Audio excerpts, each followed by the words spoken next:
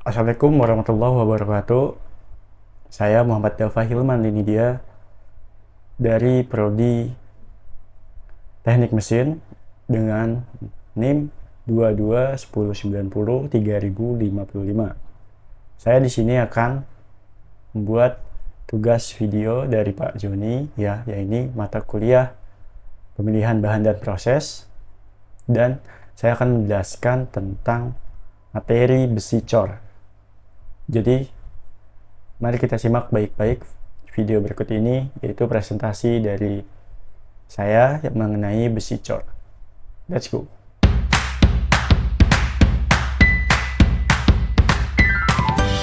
Oke, baik. Jadi di sini saya akan menjelaskan suatu materi dari mata kuliah pemilihan bahan dan proses ya.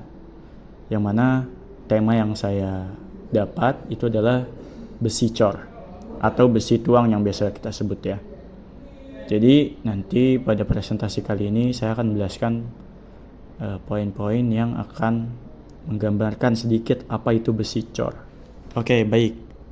Pada table of content atau poin-poin yang akan saya jelaskan pada kali ini adalah satu, yaitu teori pembelajaran, yang mana nanti akan ada sedikit pengantar ya, atau kajian umumnya apa itu besi cor atau besi tuang ini tersebut ya, bagaimana besi cor itu didefinisikan atau bagaimana nantinya kita bisa mengetahui jenis-jenis atau beragam yang menjelaskan apa itu besi cor. Lalu yang kedua ada contoh soal ya, nanti saya akan menjelaskan atau memaparkan sedikit contoh soal yang berkaitan dengan besi cor ini. Lalu juga ada soalnya yang mana nanti akan saya buat juga, yaitu soal yang berkaitan dengan besi cor atau besi tuang. Dan yang terakhir ada yang keempat, yaitu referensi, di mana saya bisa menulis atau membuat suatu presentasi ini dari beberapa tulisan-tulisan atau karya ilmiah yang ada di internet yaitu ya. Jadi saya masukkan ke dalam daftar pustaka atau referensi. Baik. Yang pertama di sini ada tinjauan umum ya, yaitu dari poin pertama, poin ke-1, yaitu teori pembelajaran. Ya, ini pada besi cor ini merupakan salah satu jenis logam yang paling banyak kita jumpai di lingkungan kita ya. Karena di antara banyaknya logam yang ada, jenis logam ini itu salah satu yang tertua dan juga murah ya. Jadi besi cor ini banyak kita temukan di sekeliling kita atau di lingkungan kita. Nah, pada logam besi cor ini itu kita bisa jumpai banyak pengaplikasiannya. Misalnya pada mesin kendaraan itu ada sedikit kurang lebih ya, itu 80% mesin kendaraan itu terbuatnya dari besi cor, dari material besi cor. Nah, besi cor juga ini sama dengan baja ya, sama dengan baja. Pada dasarnya adalah paduan besi dan karbon yang lebih tinggi, biasanya antara 2,5 sampai 4% ya karbonnya. Nah, ductility-nya itu rendah, tidak dapat ditempa. Nah, di roll juga tidak bisa, dan di drawing dan lain-lainnya. Nah, jadi untuk membuat besi roll ini ya, untuk membuat besi coran ini, besi cor ya atau besi tuang, hasilnya dapat dilakukan dengan cara penuangan ya. Makanya dengan itu dinamakan besi tuang selain besi cor. Nah, walaupun keuletan dan kekuatannya, ya ini sifat dari besi cor itu lebih rendah ya daripada baja, tapi karena mudah dituang dan mempunyai beberapa sifat khusus yang berguna, jadi penggunaannya atau pengaplikasiannya itu lebih luas ya, lebih luas. Apalagi bisa ditambahkan dengan unsur paduan dan proses perlakuan panas yang tepat, maka nanti sifatnya dapat diatur sesuai dengan kebutuhan kita. Seperti itu.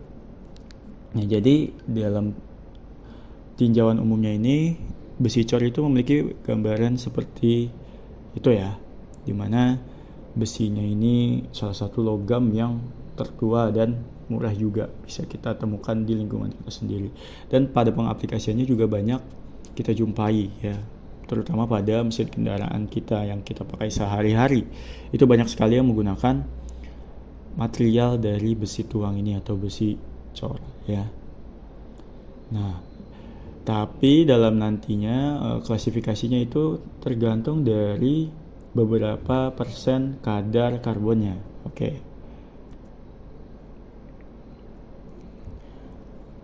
Oke, lanjut. Yang kedua ada mind map dari besi tuang atau cast iron ya bahasa Inggrisnya, yaitu dari proses pembuatan sampai nantinya kita bisa tahu kelebihan dan kekurangannya. Baik, saya lanjutkan yaitu di mind map cast iron. Yang ada nanti kita akan membahas satu persatu dari yang sudah saya buat mind mapnya ini. Yaitu ada proses pembuatan dari besi tuang, yang mana proses pembuatannya ada terbagi dua, yaitu tradisional dan modern. Selanjutnya ada klasifikasi dari besi tuang ya, yaitu nanti saya akan menjelaskan apa itu besi tuang kelabu, bagaimana bisa dikatakan besi tuang kelabu, apa saja yang menjadikan besi tuang kelabu itu menjadi jenis dari salah satu besi tuang.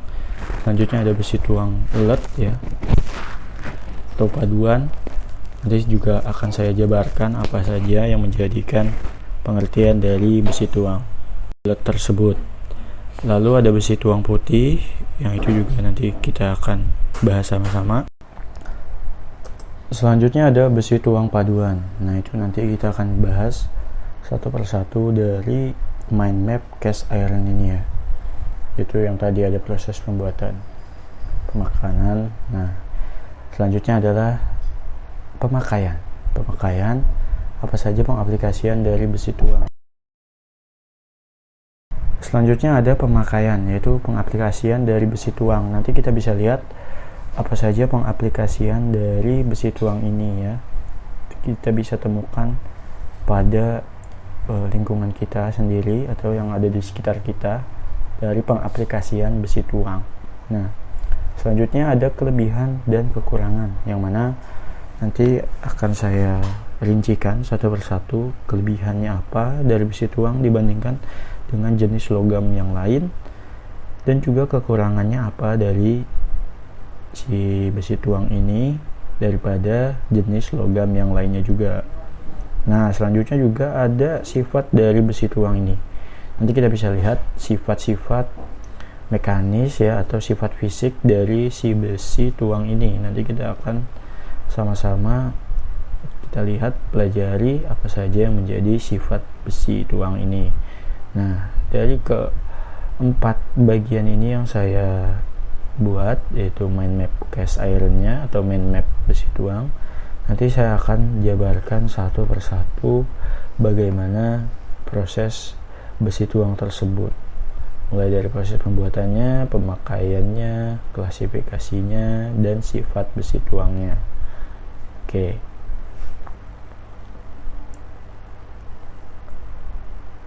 Lanjut. Yang pertama ada klasifikasi, yang mana besi tuang ini diklasifikasikan menurut struktur metalografinya. Ya. Jadi dalam hal ini besi tuang itu yang menentukan jenisnya atau klasifikasinya adalah karbon itu sendiri, yang mana karbon dalam besi tuang itu berupa interstitial ya, yaitu cemented karbida besi, atau berupa grafit karbon bebas. Nah, nanti kita akan tahu apa saja yang menjadi faktor utama dari besi tuang ini, apa itu struktur metalografinya ya. Jadi dalam pengelompokannya ini dapat dimulai berdasarkan kondisi karbonnya. Nanti kita bisa lihat mulai dari kadar karbon sebanyak apa yang menentukan pengelompokan besi tuang ini.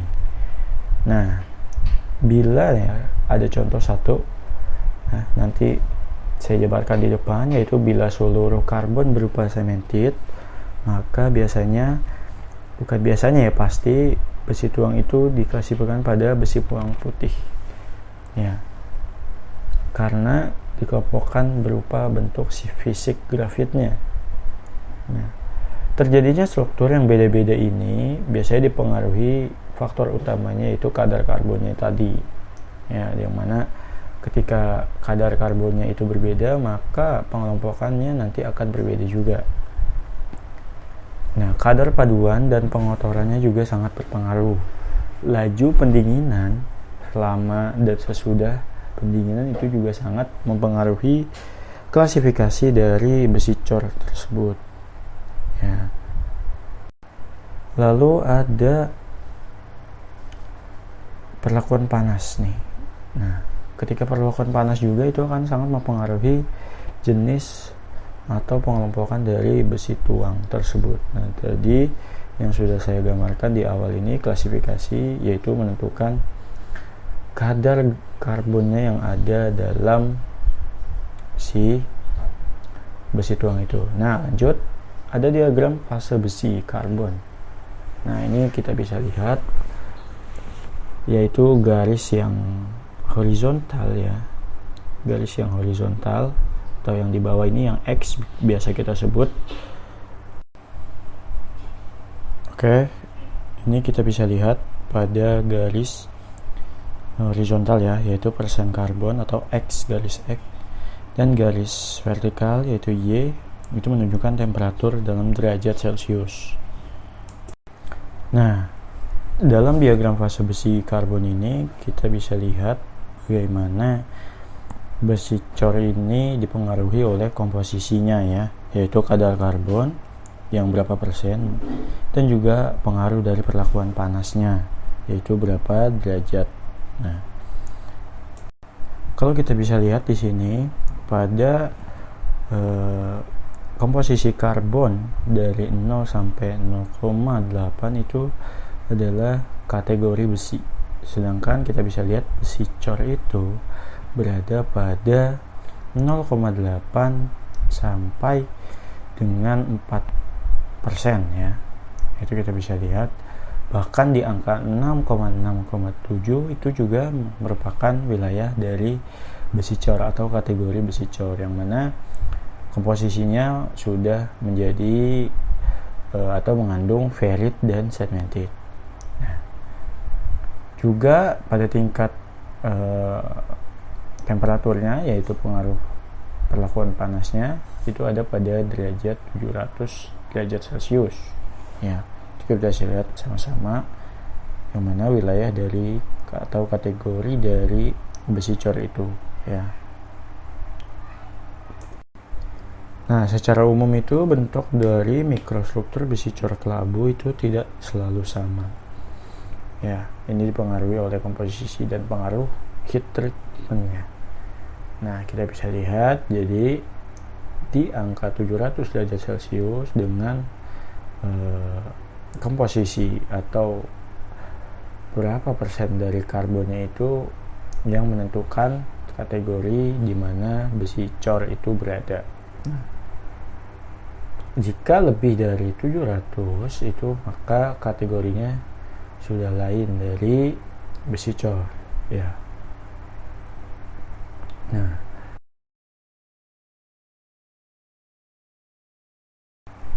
oke, baik, selanjutnya adalah pengaruh unsur paduan, yang mana kita akan membahas unsur-unsur paduan yang sangat berpengaruh pada besi cor. Yang pertamanya adalah besi cor itu terbuat dari paduan besi karbon dan silikon, yang pada umumnya biasanya ditambahkan dengan unsur tambahan yang lain. Biasanya bahan campuran itu adalah unsur-unsur kimia seperti karbon, silikon, mangan, fosfor, dan belerang, yang mana nantinya akan sangat berpengaruh pada pembentukan sifat fisik atau mekaniknya. Nah, tingginya kadar karbon menyebabkan besi cor ini bersifat rapuh dan tidak dapat ditempa. Nah, jadi semakin tinggi kadar si karbonnya, maka akan menghasilkan sifat yang rapuh ya, dan tidak bisa ditempa. Nah, kita langsung lanjut kepada karbonnya. Nih, besi yang mengandung kadar karbon lebih dari 2% adalah besi cor dan besi cor kelabu di angka 3-4%. Yang mana ini tergantung pada jenis besi kasarnya. Biasanya besi bekas yang akan diserap seperti dari kulkas itu selama di proses peleburan. Nah, sifat fisik logam yang lain itu tergantung pada kadar karbonnya. Jika ditentukan oleh bentuk grafitnya ya, morfologi grafit tergantung dari laju pendinginan dan kadar silikonnya. Biasanya silikon yang tinggi atau jumlah yang tinggi maka akan memperbesar kemungkinan pembentukan grafit, yang mana grafit ini meningkatkan kemampuan permesinan.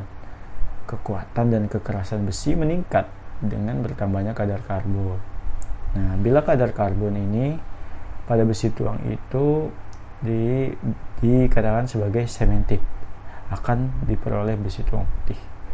Dan bila karbon terikat sebagai grafit akan diperoleh besi tuang kelabu. Nah, kita bisa menjabarkan dari karbon ini ya, unsur paduan ini, yang mana bila kadar karbonnya lebih dari 2 ya, itu akan menghasilkan besi cor tuang putih, dan kalau ada di angka 3-4 itu maka akan memperoleh besi tuang kelabu, yang mana komposisinya itu sangat berpengaruh ya, itu tadi nanti menjadi pengelompokan yang berbeda-beda. Itu dia, yang mana besi tuang putih itu sebagai cemented, dan kalau grafit itu ada pada besi tuang kelabu. Nah, ini adalah salah satu pengertian dari unsur paduan karbon atau C itu ya, kita bisa sebut biasanya pada unsur kimia. Nah, lanjut ada belerang atau dengan lambang unsurnya itu S ya. Belerang ini sangat merugikan. Kenapa bisa merugikan? Karena biasanya menyebabkan terjadinya lubang atau blowholes yang akan membentuk ikatan dengan karbon dan menurunkan fluiditas, yang mana mengurangi kemampuan tuang besi cor. Jadi selama proses peleburan itu biasanya selalu diusahakan untuk mengikatnya, yang mana dengan menambahkan ferromangan setiap kali melebur besi cor. Kadar belerang akan meningkat sebesar 0,03%, yang mana itu berasal dari bahan bakar. Nah, belerang ini menyimpulkan adalah ketika terjadi penambahan dari belerang ini akan menyebabkan terjadinya blowholes, yang mana akan membentuk ikatan karbon yang menjadikan fluiditasnya sangat menurun ya, dan akan mengurangi kemampuan dari besi cor itu sendiri. Nah, biasanya pada saat peleburan besi cor itu kadar belerangnya akan meningkat sebesar 0,03% ya, yang mana itu berasal dari bahan bakar pada saat proses peleburan. Nah, inilah belerang, pengertian dari unsur paduan belerang yang berpengaruh pada besi cor. Oke.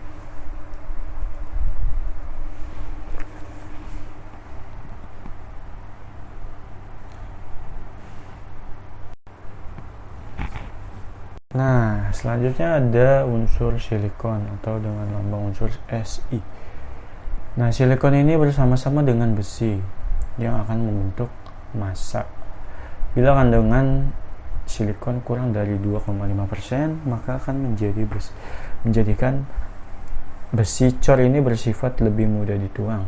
Silikon juga mengurangi besar susut, pengerasan maupun menjadikan besi bersifat lunak. Nah, kandungan kadar silikon yang sampai di angka 3,25% ini akan bersifat menurunkan kekerasan besinya. Namun sebaliknya, jika kelebihan silikon yaitu di mana di atas angka 3,25%, maka akan membentuk ikatan yang keras dengan besi. Maka tingkat kekerasan besinya akan meningkat. Di mana kadar silikon ini ya kita bisa lihat apabila kurang dari 2,5% maka itu akan lebih bisa dituang. Namun bila ada kadar silikonnya itu 3,25, itu akan menurunkan sifat besinya, yang mana kekerasannya akan berkurang. Tapi sebaliknya kalau di atas 3,25 itu maka akan meningkatkan kekerasan besinya karena akan membentuk ikatan yang keras dengan si besi silikon ini. Nah, kadar silikon juga menentukan beberapa bagian. Ini bila karbon terikat dengan besi dan beberapa bagian membentuk grafit. Grafit itu adalah karbon bebas ya. Setelah tercapai keadaan setimbang,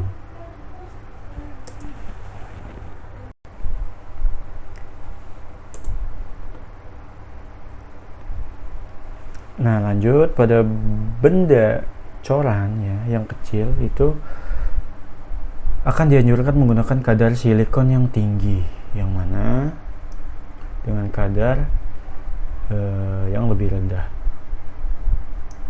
Jadi kadar silikon yang lebih tinggi dan yang besar itu dengan kadar yang lebih rendah. Jadi kalau yang kecil itu lebih tinggi silikonnya, namun kalau yang besar pada benda coran maka dengan kadar yang lebih kecil atau lebih rendah.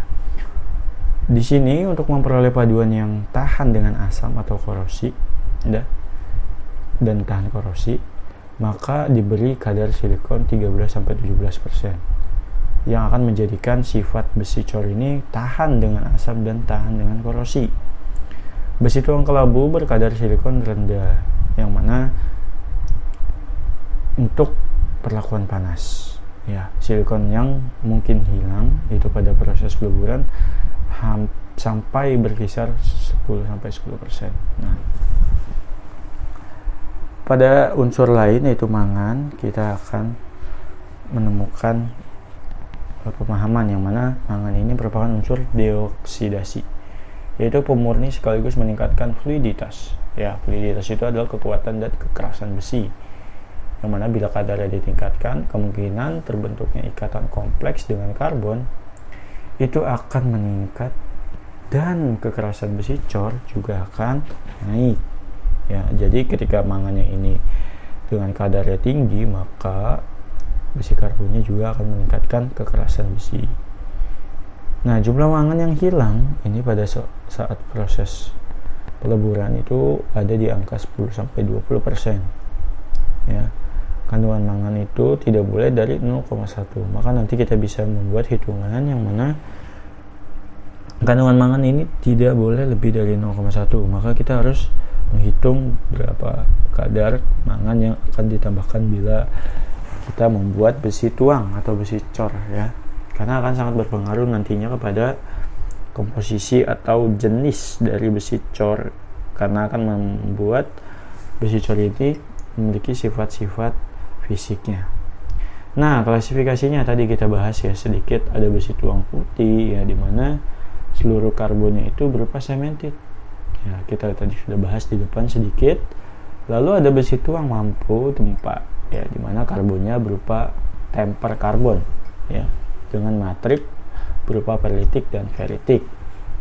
Besi tuang kelabu, nah ini kita juga bahas tadi di depan, dimana karbonnya itu berbentuk flake yang berupa grafit dengan matrik perlitik dan perlitik. Ya, selanjutnya adalah yang keempat itu besi tuang modular, di mana karbonnya berupa nodular grafit dengan matriks ferritik dan perlitik. Nah, ini adalah klasifikasi besi tuang yang mana ada 4 jenis yang saya tulis di sini. Kita bisa nanti bahas satu-satu. Saya akan berikan penjabaran dan bagaimana proses dalam bentuk diagramnya. Nah, yang pertama ada besi tuang kelabu. Besi tuang kelabu ini kita harus mengacu kepada besi kasar kelabu. Besi kasar kelabu yang akan memperoleh besi tuang kelabu ini. Nah, karena besi kasar kelabu ini mempunyai kadar silikon yang tinggi, yaitu kurang lebih ada di angka 5,5-50%. Nah, sangat tinggi ya. Maka dengan kadar mangan yang rendah itu ada pada besi tuang kelabu. Nah, karena itu pembentukan karbon bebasnya ini akan meningkat. Jadi setelah didinginkan, si besi tuang ini akan mengandung grafit ya, besi tuang kelabunya. Nah, grafit tersebut yang akan ada dalam besi tuang berupa plat-plat tipis. Nah, berupa plat-plat tipis, besi tuang kelabu juga memperoleh namanya dari bidang pertahanan yang berwarna kelabu. Maka yang dinamakan besi tuang kelabu ini karena ada dari patahan yang berwarna kelabu yang disebabkan oleh grafit yang hitam. Nah, selanjutnya ini ada karakteristik dari besi tuang kelabu. Ya, saya akan menjelaskan sedikit di mana hasil proses dari pendinginan yang lambat. Nah, itu adalah proses pembuatan dari besi tuang kelabu ini dengan proses pendinginan yang lambat. Dan struktur yang terbentuknya itu adalah ferrit plus perlit dan grafit dimensi panjang yang menyerupai atau berupa flake, yakni serpihan. Nah, karakteristik besi tuang ini dipengaruhi oleh morfologi dari bentuk dan distribusi ukuran grafit yang kita bisa lihat ya di samping. Itu ada ferrit dan lapisan grafit. Nah, lapisan grafit itu seperti itu. Selanjutnya ada besi tuang putih, yang mana pada besi tuang putih kita harus mengacu pada besi kasar putih. Besi kasar putih itu mempunyai kadar silikon yang rendah, kurang lebihnya 0,5%. Nah, dan kadar mangan yang sangat tinggi. Nah, ini sangat berbeda dengan besi tuang kelabu sebelumnya, yang mana silikonnya yang tinggi dan mangannya yang rendah. Namun pada besi tuang putih ini sangat berbeda. Ya, sebaliknya. Nah, dengan demikian pembentukan sementit digiatkan. Ya, maksudnya apa? Karena kadar silikon yang rendah hanya akan membentuk sementit. Jadi untuk besi tuang putih hanya diagram menstabil yang penting. Dengan demikian, besi tuang putih setelah didinginkan terdiri dari perlit dan sementit. Besi tuang putih dengan kadar karbon 2,5% dan sampai 3,6% ini mengandung banyak sementit. Ya, dengan adanya kadar yang besar dari sementit, maka akan menjadi sangat keras. Akan tetapi itu rapuh, ringkih ya. Besi tuang putih memperoleh kekerasan yang sangat besar. Akan tetapi ketika kekuatan tariknya diuji, itu sangat rendah dan regangannya juga sangat kecil. Nah, kita bisa mengambil kesimpulan bahwa besi tuang putih ini walaupun keras sifatnya, namun dia rapuh ya, atau ringkih ya, dengan karbon yang 2,5 sampai 3,6. Nah, ini adalah karakteristik besi tuang putih, di mana proses pendinginan yang cepat, ya, ini sebaliknya dari besi tuang kelabu sebelumnya, dengan struktur karbida yaitu besi Fe3C ya, Fe3C sementit, dan juga mikrostruktur karbida sehingga berwarna putih.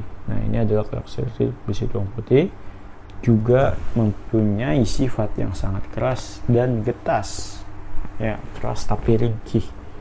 Oke. Dan pada pengaplikasian ini bisa kita temukan biasanya pada mata bubut. Nah, mata bubut itu mempunyai karakteristik besi tuang putih ya, atau material besi tuang putih. Juga ada mata bor dan mata fresh. Nah, kalau dalam gambar kita bisa lihat perletnya dan sementitnya ini seperti itu bentuk dari struktur besi tuang putih ya. Kita bisa lihat besi tuang putih dari proses awalnya yang pendinginan yang cepat, struktur karbida besi Fe3C dan mikrostruktur karbida sehingga warna putih dan punya sifat yang sangat keras dan getas. Nah, ini kita bisa lihat sama-sama.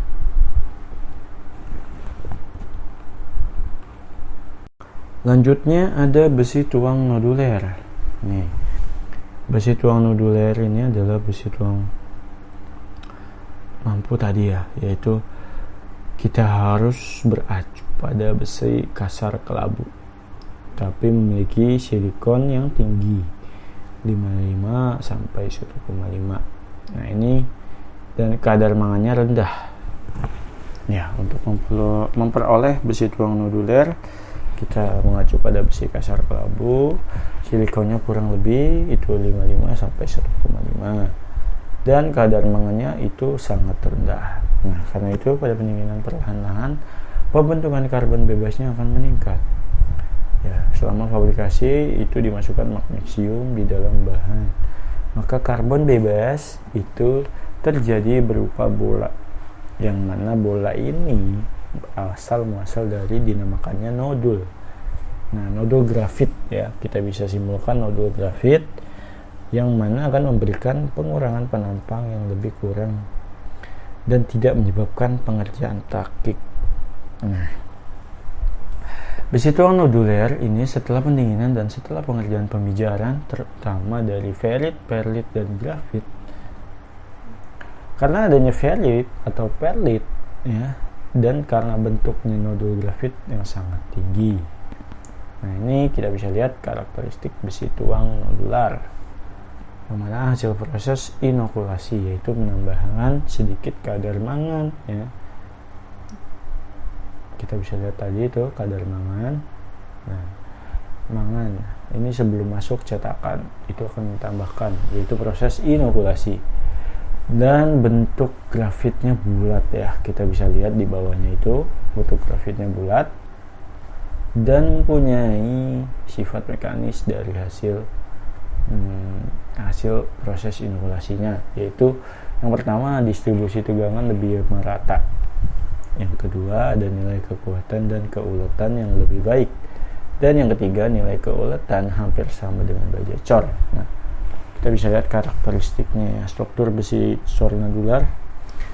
Nah, ini sangat baik ya karena mempunyai sifat keuletan yang sama dengan baja cor, hampir sama. Nah, kalau yang terakhir ini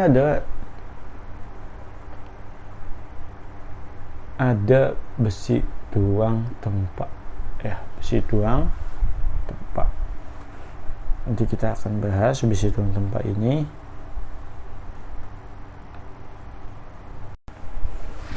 Ya, besi tuang paduan atau malleable, yang mana dari besi tuang putih yang dibuat dengan memberikan heat treatment ya, dari besi tuang putih yang dibuat yang melakukan heat treatment, maka hasil tidak sekeras besi tuang putih.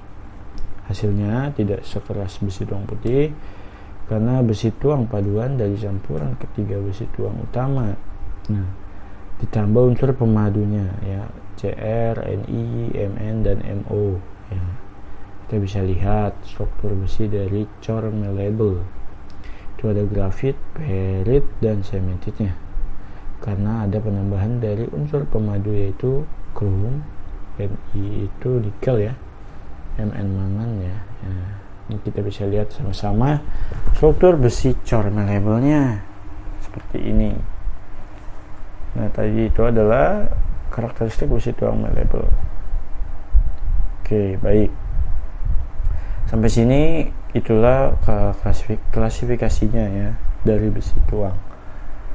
Selanjutnya ada proses pembuatan nih. Proses pembuatan itu kan terbagi menjadi dua tadi ya. Yang pertama ini saya akan jelaskan secara tradisional ya, yang memakai tungku kupola namanya. Tungku kupola, tungku yang sangat besar dan berbahan bakar kokas pada saat peleburan, dan juga bahan bakunya yaitu besi kasar atau besi bekas, itu bisa juga, dan dicampur dengan unsur pemadunya Fe, Si, dan FeMn ya, besi silikon dan besi mangan, batu kapur itu juga bisa, dan potongan baja.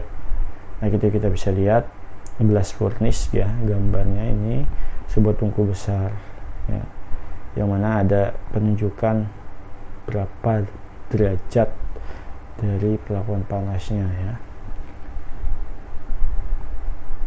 Nah, ada molten iron dan molten slag itu di bagian bawah kiri dan kanan. Itu juga ada di jantungnya ini yaitu hot air atau air panas. Nah, itu yang kuning ini menunjukkan air panas, sisi air panas. Nah, inilah proses pembuatan dari besi cor yang tradisional. Selanjutnya ada besi cor yang dengan pembuatan atau proses pembuatan modern, yang mana berbeda dengan proses tradisional. Yang modern ini itu memakai tungku busur listrik.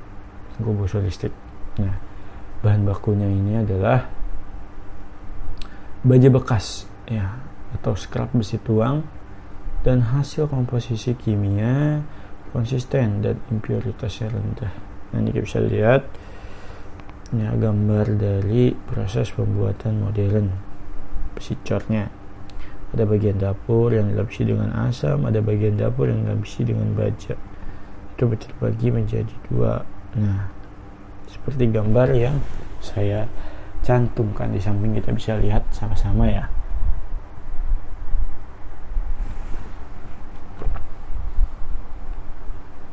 Selanjutnya ini ada besi tuang yang sifat-sifatnya sudah saya tulis ya. Yang pertama itu ada keras dan mudah melebur, yang kedua ada getas, yang ketiga ada tidak mudah berkarat, yang keempat menyusut waktu pendinginannya, yang kelima tidak dapat disambung dengan las dan pakling, keenam ada kuat menahan gaya tekan, dan ketujuh ya ada tidak dapat diberi muatan magnet, dan ke-8 itu TM, yaitu titik meleleh di angka 1250 derajat Celcius. Nah, itulah sifat dari besi tuang, yang mana keras dan mudah melebur, mudah dituang ya. Juga getas gitu kan. Itu adalah sifat besi tuang. Gak gampang berkarat, tahan terhadap asam korosi ya. Tadi ada jenisnya, itu pada nodular ya.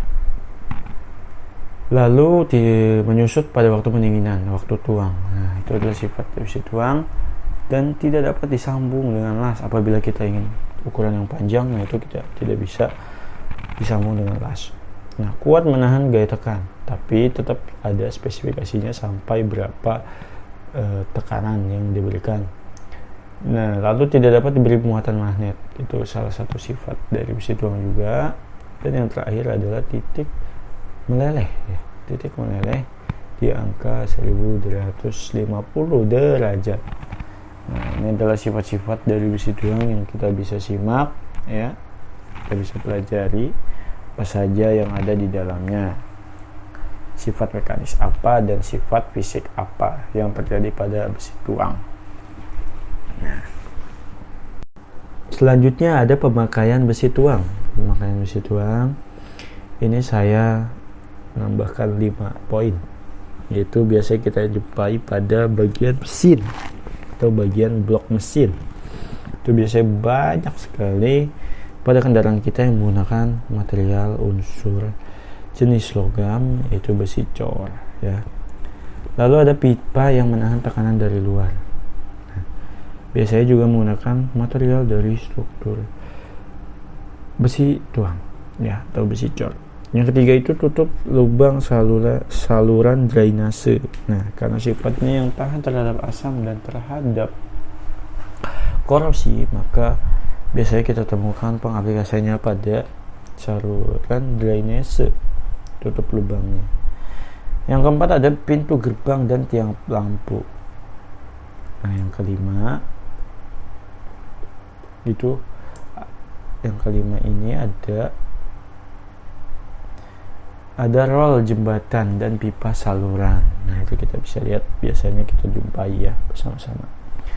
Nah, lalu ada kelebihan dari besi cor. Jadi pemanfaatan besi cor tidak terbatas hanya untuk membuat fondasi dan rangka dari sebuah bangunan aja, tapi ragam manfaat besi cor itu banyak sekali ya. Kita bisa jumpai. Yang pertama mungkin adalah besi cor biasanya bisa digunakan sebagai bahan utama dari pembangunan dasar kolom dan rangka kolom.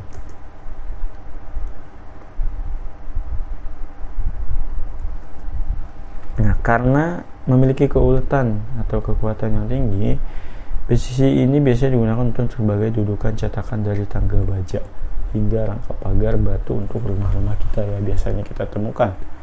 Lalu yang ketiga, karena tahan terhadap kelembapan yang tinggi, besi cor bisa dipakai untuk berbagai keperluan rangka dari pipa saluran air. Ya, itu karena sifatnya yang mudah atau tahan terhadap korosi dan asap. Lalu kekurangannya ada pada besi cor ini, yaitu penggunaan besi cor untuk tulang cor ini ya adalah harga yang terjangkau. Ya, banyak sekali masyarakat yang menggunakan besi cor untuk keperluan bangunan mereka. Namun tidak banyak orang yang tahu bahwa sebenarnya ada sisi positif dan negatif dari besi yang biasa digunakan untuk keperluan cor. Biasanya ada beberapa kekurangan dan kelebihan besi cor yang mungkin kita sama-sama belum ketahui ya. Yang pertama adalah besi ini khusus digunakan untuk keperluan cor yang masih bisa dibengkokkan, bisa tidak dapat ditempa dan dibentuk ulang menyesuaikan dengan kebutuhannya. Jadi ketika sudah bengkok tidak bisa lagi kita tempat, kita balik ya. Lalu yang kedua, ada besi cor tidak dapat dilas untuk menyambung dan menambahkan panjangnya. Nah, itu kita bisa tidak las atau tidak bisa kita las ya besi cor ini. Yang ketiga, ada opsi lain yang mana tahan terhadap kelembapan yang tinggi. Ya, besi cor ini dipakai untuk berbagai keperluan rangka dan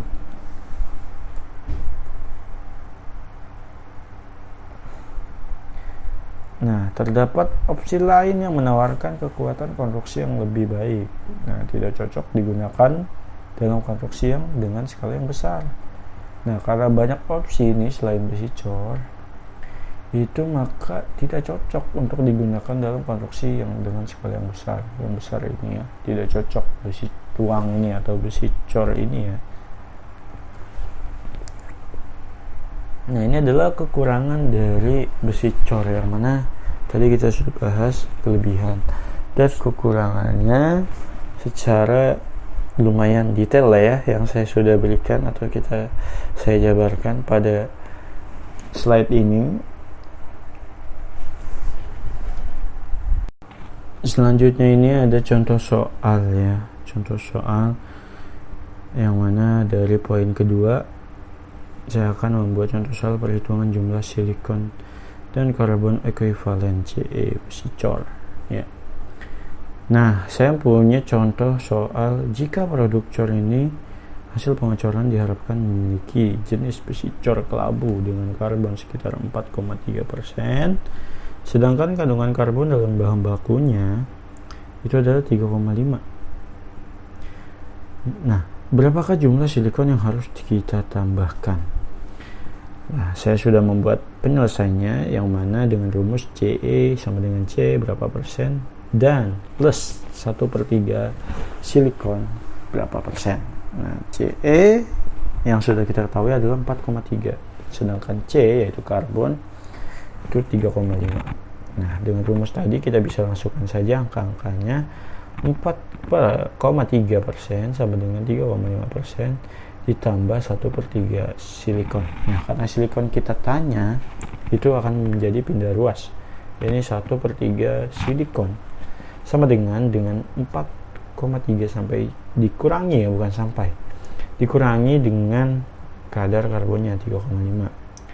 Nah, berapa Si nya? Jadi kita ketemukan 3 kali 0,8, yang mana 0,8 adalah hasil dari 4,3 dikurangi 3,5. Maka 3 kali 0,8 akan menjadikan hasil silik 2,4%, yang mana jumlah silikon yang harus ditambahkan pada bahan bakunya adalah 2,4. Nah, ini adalah contoh soal yang sudah saya buat.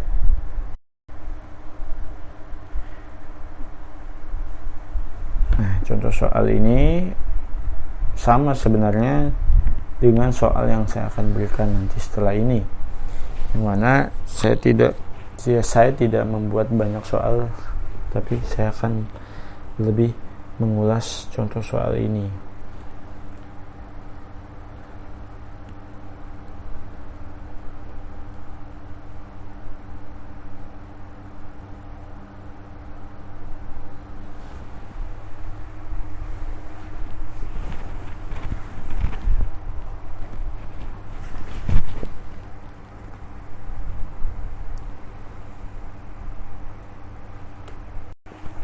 Lalu ada jenis soalnya nih, poin ketiga, yang mana jenis soalnya itu sama, hanya saja angkanya yang saya rubah ya, angkanya yang saya rubah, yang mana dengan diharapkan karbonnya ini pada besi cor itu 6,3, sedangkan dalam kadar karbon bahan bakunya itu adalah 4,5. Maaf, ini salah ya, 5,5, ini harusnya 4,5. Maka berapakah jumlah silikon yang harus ditambahkan? Rumusnya masih sama ya, dengan Ce atau besi corak kelabu yang kita ketahui adalah 6,3 dan kadar karbonnya ya adalah 5,5 pada bahan baku. Maka kita bisa langsung saja masukkan angka-angkanya ya. 6,3% sama dengan 5,5 ditambah 1/3 silikon. 1/3 silikon sama dengan 6,3 dikurangi 4,5. 4,5 maaf ya, 4,5 yang benar. Jadi dari atas itu 6,3% sama dengan 4,5 tambah 1/3 SI. Maka hasil dari 6,3 dikurangi 4,5 adalah 1/8. Yang mana 3 dikali 1/8 maka akan menghasilkan 5,4. Nah, itulah tadi beberapa atau contoh soal ya. Satu sebenarnya contoh soalnya yang saya berikan. Nanti kita bisa menarik kesimpulan apa saja yang menjadikan soal-soal dari besi cor. Nah, pada daftar pustaka ini saya buat beberapa daftar pustaka yang menjadikan acuan saya dalam menyusun presentasi kali ini ya. Itu adalah orang-orang yang berjasa pada penulisan saya kali ini ya. Kita bisa baca atau kita bisa jumpai di internet ya, karena dengan internet sangat membantu saya dalam menyusun presentase kali ini, yaitu tentang materi besi cor. Nah, kita bisa lihat, perhatikan satu persatu, barangkali teman-teman ada yang tahu.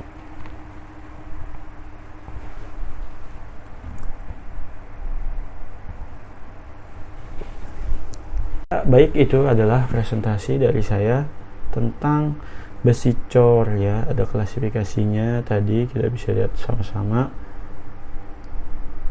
apa yang menjadikan klasifikasi tinjauan umumnya, ada contoh soalnya dan soal, lalu daftar pustaka. Nah, terima kasih atas segala perhatiannya. Apabila ada yang kurang, maka mohon maaf dari saya, dan sampai jumpa di video materi berikutnya. Terima kasih.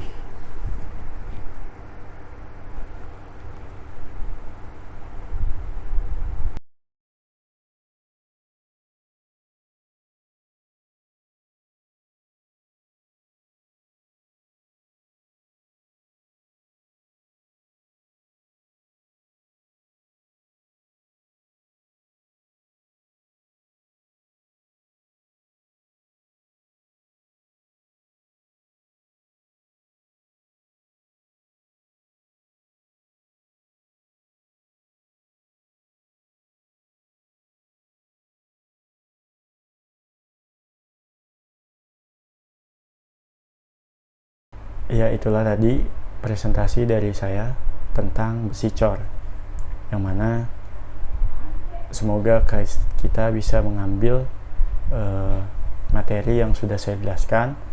Kurang lebihnya bisa dimaafkan ya. Semoga saya menjadi pribadi yang lebih baik di video-video selanjutnya. Terima kasih.